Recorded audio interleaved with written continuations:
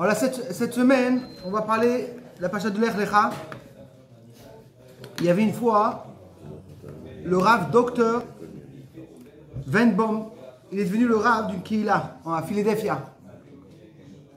Et il est arrivé, il a dit, moi je suis Rav et aussi docteur. Après quelques jours, il a reçu un coup de téléphone. Bonjour monsieur le rabbin, j'ai très mal à la gorge. Quoi faire? Le rabbin il dit, écoute-moi, je m'excuse, je suis docteur en philosophie. Ok. Quelques jours après, il reçoit un autre coup de téléphone. Docteur, j'ai mal aux pieds. Non mais écoutez-moi, je m'excuse, je suis docteur en philosophie. Va voir un autre docteur. Et après quelques jours, il rappelle à la personne, il dit, écoute-moi, j'arrive pas à comprendre. Grave. C'est quelle maladie la philosophie? Tu es docteur de la philosophie. C'est quoi cette maladie? Après qu'on a vu les deux parachiotes, qu'on a eu des parachutes un petit peu durs. On a eu la paracha de Bereshit, comment ça a commencé magnifique, comment Hachem a construit le monde. Et malheureusement, comment on voit l'histoire avec Adam et Chava. Après ça, on continue avec l'histoire de Noah. Noah, il est venu avec le monde et on voit qu'il y avait plein de problèmes, de voyous. Et là, au Hachem, on voit une paracha qui commence magnifique. L'histoire avec Abraham, comment Abraham, il y va et il commence à chercher être Akadosh Baruch Hu. Mais il y a le Sefer du Rambam, d'accord? Le Rambam, lui, c'est un livre qu'il écrit comme ça. C'est un livre qui va écrire la halakha très courte, sans explication. Vraiment le minimum, la halakha et la chose. Et là, quand on va voir un petit peu l'histoire de la Emouna, et le bitachon de Hachem, la croix de Hachem, la halakha est très longue. Et il explique, et il raconte. Et la question qui se demande, qu'est-ce qui s'est passé? En général, on sait que le Rambam, ces halakhot sont très courtes. Et là, on va voir dans le Rambam ici, vraiment, il commence à nous raconter l'histoire de Abraham. Et il raconte comment Amdou bene Adam nevié sheker. Et les gens, ils ont dit que Dieu, il est dans les étoiles. Après, ils ont dit, les gens qui étaient dans la génération d'Abraham, pas Abraham, ils ont dit les idoles. Et comment on voit comment l'enfant, le petit enfant, Abraham grandit et il commence à chercher, comme on connaît le Midrash, avec l'histoire qu'il a cassé tous les idoles. Et il dit comme ça, à l'âge de 40 ans, il a commencé à ouvrir son centre et il est arrivé à la solution qu'il y a un beau Dieu dans le monde. Et la question qui se demande, et Rambam continue, il dit, et pas seulement qu'il a trouvé qu'il y a Hachem, il a ramené des milliers de personnes avec lui. Mais non, dans ce passage-là, il y a deux questions. Première chose, dans la Pacha de Lech Lecha, il avait quel âge Abraham? Il avait 75 ans. On ne parle pas beaucoup d'Abraham avant ça. Depuis Lech Lecha, on va parler énorme d'Abraham. Chaque chose qu'il va faire, on va lui parler. Il est parti là, il est venu là, il est parti là. Il a pris sa femme, il a... Avant ça, 75 ans, on ne parle pas d'Abraham. C'est pas normal. Une personne tellement importante. L'histoire de l'âge de 40 ans, c'est un midrash. Mais on ne voit pas tout ça de cette histoire. Qu'il avait des grands centres, il a ouvert... La paracha d'avant, il nous raconte comment il est né, il avait des frères, un il niftar, et c'est fini. Comment ça se fait? Alors, le bachelor, il explique un pirouche magnifique. Il dit en vérité, il faut savoir une chose. C'était que Abraham, il y avait deux générations qui étaient différentes. Il y avait deux époques. Il y avait jusqu'à l'âge de 75 ans, et après 75 ans. Jusqu'à 75 ans, il a tout fait tout seul. Il a cherché, il a recherché, il a vu est-ce qu'Hachem est là, il a ouvert des centres. Mais qu'est-ce qui passait à 75 ans? Dieu qu'est-ce qu'il a dit? Dieu, Hachem lui a dit, Lech Lecha, va. Et c'est-à-dire quoi qu'il s'est dit en vérité Lech Lecha? Je te prends vers moi. Je te connecte. Tu vas m'écouter. Et qu'est-ce qui se passe? Dieu lui donne, écoute-moi, tu auras des forces comme un juif. Jusqu'à là, tu étais une bonne personne. Tu es parti, tu es cherché. Mais là maintenant, quand tu arrives à l'Ech Lecha, tu as des forces spéciales. Comme on voit, qu'est-ce qu'un juif? Il a une force de prendre le matériel et de le transformer en spirituel.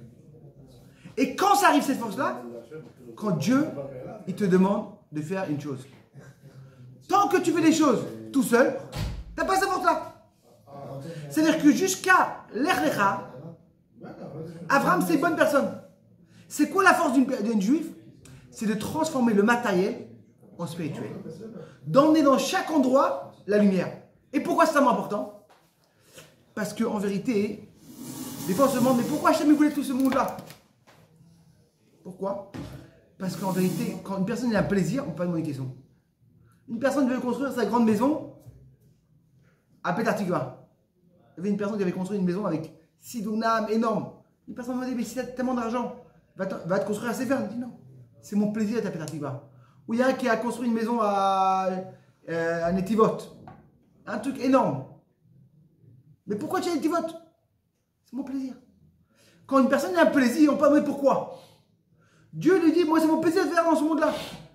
Et c'est quoi la mission de chaque personne? C'est de transformer le matériel en spirituel. Et comment on fait ça? Il y avait une histoire, il y avait une fois une personne, il y avait une belle souda à la maison, une grande souda. Il a invité 25 personnes, ils sont arrivés 80 personnes. Ah, qu'est-ce qu'il fait? Il dit, tu sais quoi, j'ai une vache, je fais la shrita. Il fait la shrita, il fait les steaks, et là-bas au Shem. Le matin, sa femme, elle se lève, elle va prendre du lait, il n'y a pas de lait. Il dit, Jacob, elle est où la vache? Ah, t'inquiète pas, elle est partie à la synagogue. C'est pas possible, arrête de me charrier. T'as trop bu hier? Non, non, la vache est partie à la synagogue. Mais qui sait quoi? Pas seulement elle est partie à la synagogue, la vache, elle a mis même les tefilines. Elle a pris la Torah. C'est pas possible, arrête. Yaakov, tu as dû prendre un bourroyère incroyable. Il dit voilà, jusqu'à maintenant, la vache, elle devait mou. Maintenant, comme hier, on a fait la souda, on l'a mangé. Grâce à ça, le lendemain, on aura la force pour aller à la choule. C'est-à-dire que grâce à la vache, on a transformé ça en doucha. C'est beaucoup de gens qui te disent mais comment tu peux aller couper une vache, la pauvre? Il faut savoir une chose, que le monde est construit avec des niveaux. Et le domaine, c'est le truc, les pierres, le sable, sommaire, les arbres, chai, ces animaux, et après il y a l'homme. Et on verra que chaque chose, il va aider l'autre personne. Le sable, il va aider pour faire des arbres. Les animaux, ils vont manger quoi? L'herbe. Grâce à ils vont dire. Et qu'est-ce qu'il fait l'homme? Quand il vient, il prend et il mange, il va s'élever. Et ça, comme était la mission de la personne. Mais pourquoi en vérité, le Rambam, il est tellement marir, on a expliqué que le Rambam, il profondeur que l'histoire, comment elle est dévoilée. Mais c'est quoi l'importance? Et qu'est-ce qu'il dit le Rambam à l'âge de 40 ans? Chaque enfant, il sait que quoi? Qu'il y a un passage qui dit comme ça. C'est que à quel âge il a dévoilé Hachem? Il a un midrash à l'âge de 3 ans. D'où il apprend ça le midrash. Vaya et Kev Asher Shama Avram Bekoli. Et Kev, il a écouté Avram, ma voix. Et qu'est-ce qu'il prend le midrash? Et Kev, il dit c'est combien et Kev?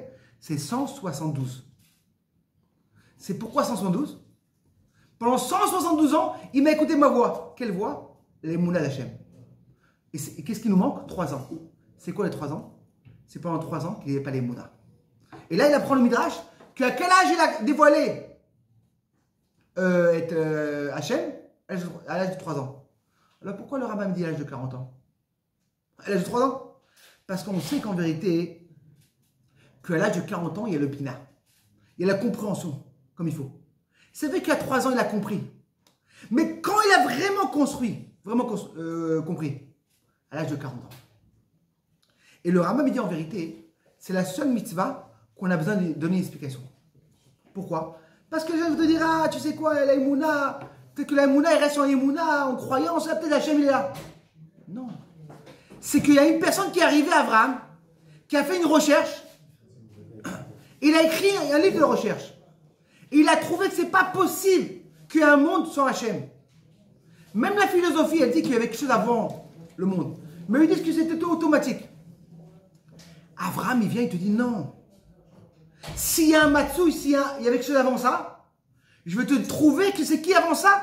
C'est Akadosh Baruch Hu. C'est-à-dire qu'en vérité, c'est pas qu'Abraham, il veut nous rester un monde, pas seulement dans philosophie, avec des preuves. Il y avait dans un petit village, ils ont entendu que dans la grande ville, ils ont construit un train. C'est pas possible. Ils ont dit, c'est quoi, on va envoyer la personne la plus intelligente du quartier, et il va aller là-bas, et il va tout faire pour trouver que dans le train, en vérité, il y a 2-3 petits chevals cachés qui vont tirer le train. C'est pas possible. Un train qui va rouler sans cheval, c'est pas possible. Ils ont envoyé la personne, l'intelligent, et il y va, et il cherche. Peut-être qu'il y a un petit pony qui se cache. Des petits mini-ponys comme ça qui tirent le train. Ok. Et il revient, et il dit alors que ça trouvé après un mois. Voilà, écoute-moi. Le 30e, j'ai remarqué qu'il est connecté avec le 29. Et j'ai trouvé que le 29 connecté avec le 28. Et jusqu'à qu'il arrivait. Mais il y a un problème. Le premier wagon qui tire tout, je n'arrive pas à comprendre comment il marche. J'ai tout compris. J'ai compris le 30e, qui est connecté avec le 29, qui tire le 29, le 27, le 29. Mais le premier, j'arrive pas à comprendre. Abraham, il te dit, c'est la même chose. Il a cherché le 30e et le 20e. Tout se connecte. Il y a un monde. On voit que chaque personne, même la langue, tout exactement. Même les gens qui ont les plus grandes trucs comme ça, avancés, les portables. Tu vois des vidéos, la grande invention, j'ai vu hier. Ils ont construit un robot qui fait même pas moins qu'un bébé d'un an.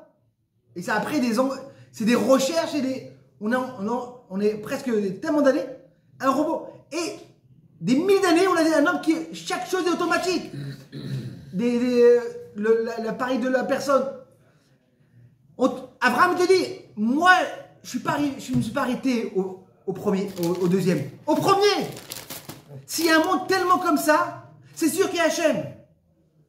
Et pour ça qu'en vérité, il est arrivé, et le Rama me dit, la Emouna, c'est pas seulement une Emouna, c'est qu'il est arrivé à une solution qui est Hachem ici. Et que Bézard Hachem, on voit qu'en vérité, la force de Abraham, qu'on est les petits-enfants d'Abraham, il nous donne la force pour continuer et pour avoir la Emouna, et pas seulement la Emouna, d'être sûr qu'il y a Hachem. C'est pas possible. Quand on voit comment l'homme, chaque chose exactement, comment tout marche, toutes les choses. Et encore plus que ça. Quand une personne, il a la Emouna et le Bitachon, toute sa vie, elle passe plus relax et plus simra. On ne peut pas avoir une simra si tu n'as pas le Bitachon. Et si ça va marcher, si je perds mon travail, si je ne vais pas arriver tard. Mais qu'est-ce que tu t'inquiètes? Il y a une personne en haut qui gère tout. Il est là pour tout gérer. Il est là pour faire la chose la meilleure. Pourquoi tu t'inquiètes? Et que Bézard Hachem, quand on aura ça, on n'aura que des bonnes choses. Et